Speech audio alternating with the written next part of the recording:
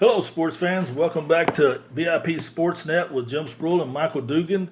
Today we're talking about the week 2 of the NFL season. Mike, how'd you do on your picks last week? I got 8 picks correct, not counting tonight's game between the Browns and the Jets. I got to pick the Browns to win tonight. I did too. I had 7 wins and 8 losses. So with no further ado, let's jump right into last week's schedule. What did we started off with?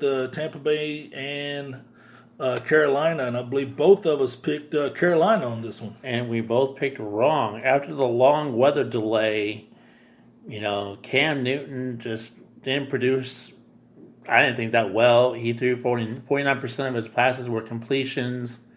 He still threw for 333 yards. No touchdowns. No touchdowns. And the total rushing offense was only 39 yard for them. So that was just awful. Yeah. But their rush per average was 4.8 yards a carry. I just didn't see Tampa Bay beating them. But I don't. You know what? I don't guess I realized how bad Cam Newton's been playing lately. He's lost his last 8 starts. That is crazy. I don't think Cam Newton, I think he lost his spunk ever since he got after the Super Bowl. Could it be the injury? Could be the injuries. Could be, he's really hasn't been the quarterback since the Super Bowl days, back when they played against the Broncos in Super Bowl 50. Yeah. So, very injury prone lately. Because he's a big quarterback, but he takes some good hits, but he, runs the ball, he gets hit by, his arm didn't look like he has as much zip as he used to, but... So what stood out to you? What stood out to me on this, man, is Mike. I couldn't believe that the Buccaneers had 12 penalties and still won. It came down to McCaffrey, was stopped by Vernon Hargreaves on that 4th and 1 down on the goal line with 1:28 to play. McCaffrey ran the ball 16 times and only had 30-some yards, and that's totally not like his normal. Yeah, but I get that, though. Because he, with his size, you got to limit his touches. He's not a 210-pound, 220-pound back, it's big through the legs and everything, so you kind of have to limit him. You can get him his 20 touches plus, but some of it's got to be receiving, because if you go start trying to run him between the tackles 20 to 25 times a game, that you're just going to use him up. And one thing that caught my attention was Tampa Bay actually led the team.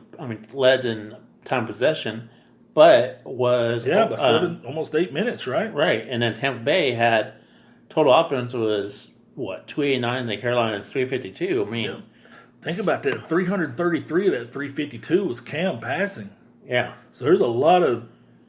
Man, they must behind the chains or something here. But you would think if throwing the ball 51 times, you would have a couple of touchdowns, but he just was not producing. And granted, a lot of it could have been from the weather, because it was about a 45-minute weather delay. But for Tampa Bay to come in there on a short week to win by 6, that's got to be good for the team morale, because nothing really jumped. Both of them gave up 3 sacks. Yards per play was pretty even. I don't know, man. And I thought Tampa Bay was going to be a dumpster fire, but Bruce Arians, he's the quarterback whisperer. Winston was 16 to 25. He only threw for 208 yards, but he had a TD. Peyton Barber, rushed 23 times for 82 yards and a touchdown, and Chris Gilbin had 8 receptions for 121 yards. You look over the Carolina, Greg Olsen had 6 catches for 110, but there's just, I just didn't see it coming. They let Tampa hang around, Tampa just. And then Cam Newton had a crucial fumble in the end.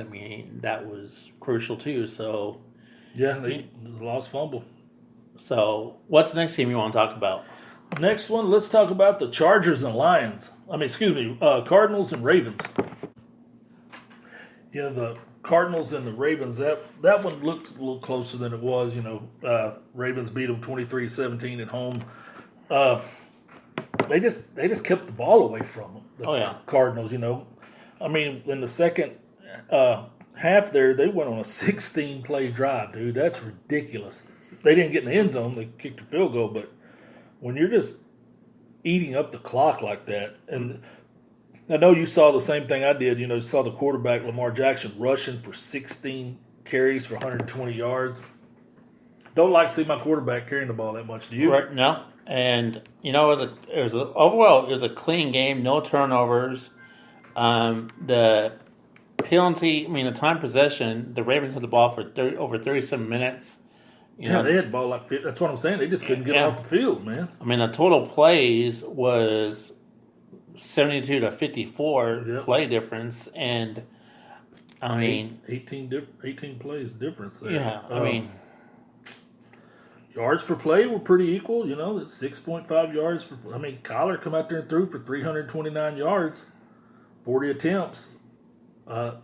Sacks, he got sacked 3 times. Lamar got sacked twice. But this telling stat is 20 yards rushing. Duke Johnson had 7 carries for 14 yards.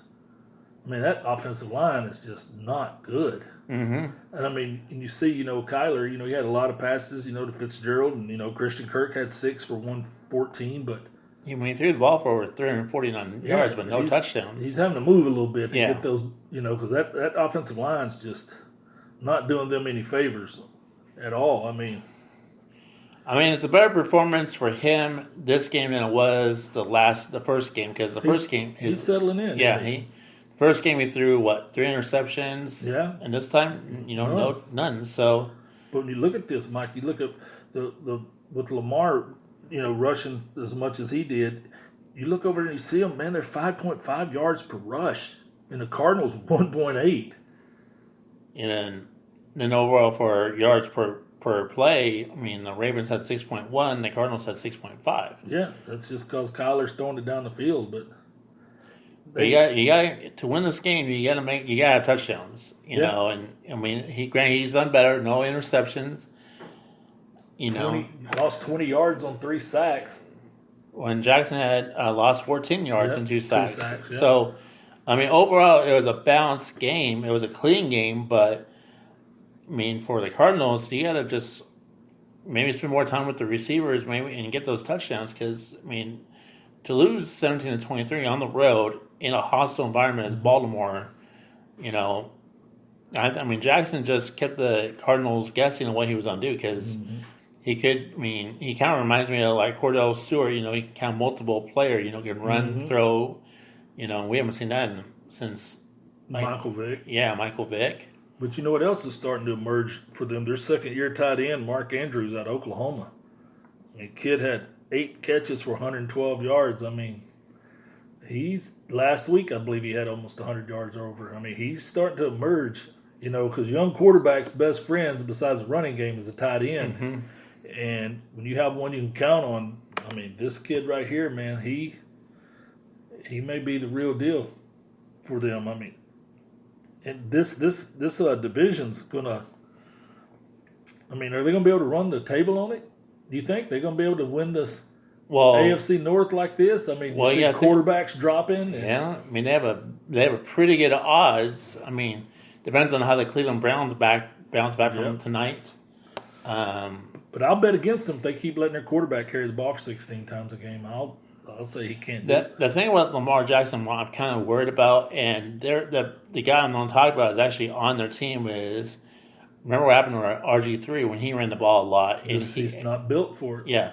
Which he's on the team. RG3's on the team, but, you do keep on running that ball, you're going to, people are going to start eventually knowing what you're going to be doing. Well, it's just the hits. The amount of hits just breaks your body down. Look at Cam.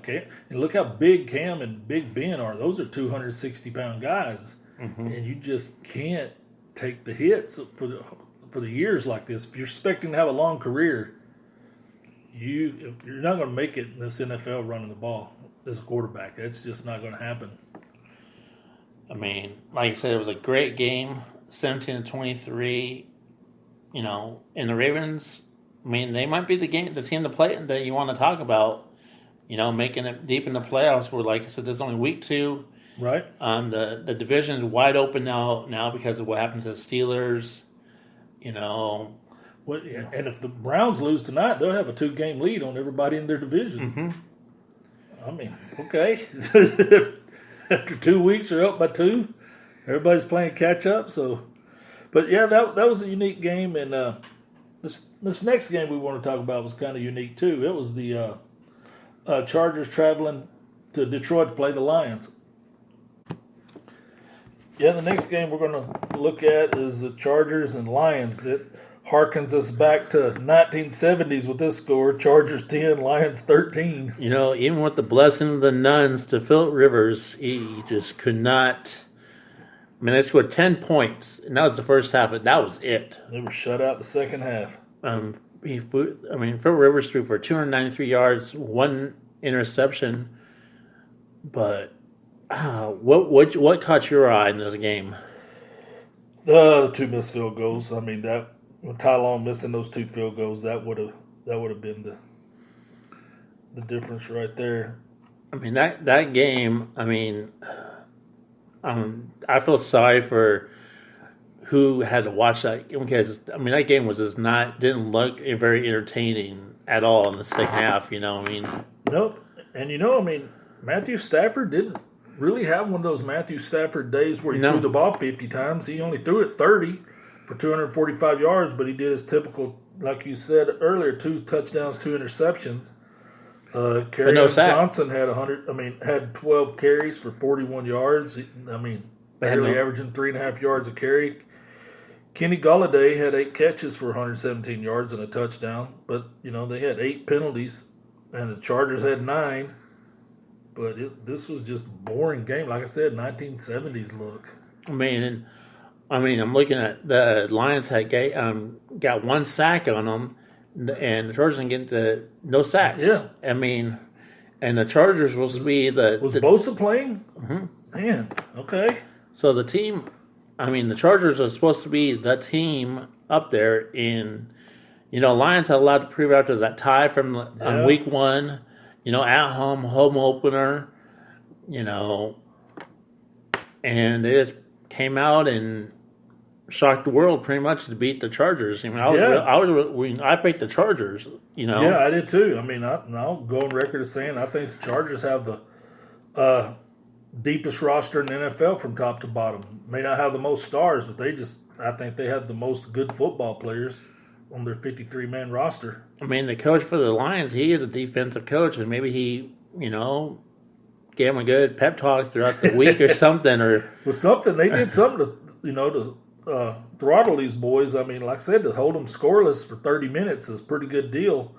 Like I said, they had their chances, though. They missed the 2 field goals. But, just not a very, entertaining game. It's not like what we've come to watch with the Chargers. No. They ran the ball good, though. Yeah, I would have really thought if someone said, if I had to predict the Chargers and Lions, I would have said the Chargers probably would have scored at least 30. Yep. And probably the Lions maybe about the same, about 13. But I would have never thought waking up and looking at the game saying, wow, the Lions actually won. Yeah. I mean. And with this game being this close, I thought for sure, Matt Stafford wouldn't have been able to contain himself. He'd start airing it out. But, the game plan they had, shorten the game, run the ball, try to keep the Chargers offense off the field. But, that tie in the end is going to hurt the Lions in that division because the Packers are already up on them. Yeah. By a game or half a game. So. The next game we're going to talk about is going to be the Colts versus the Titans.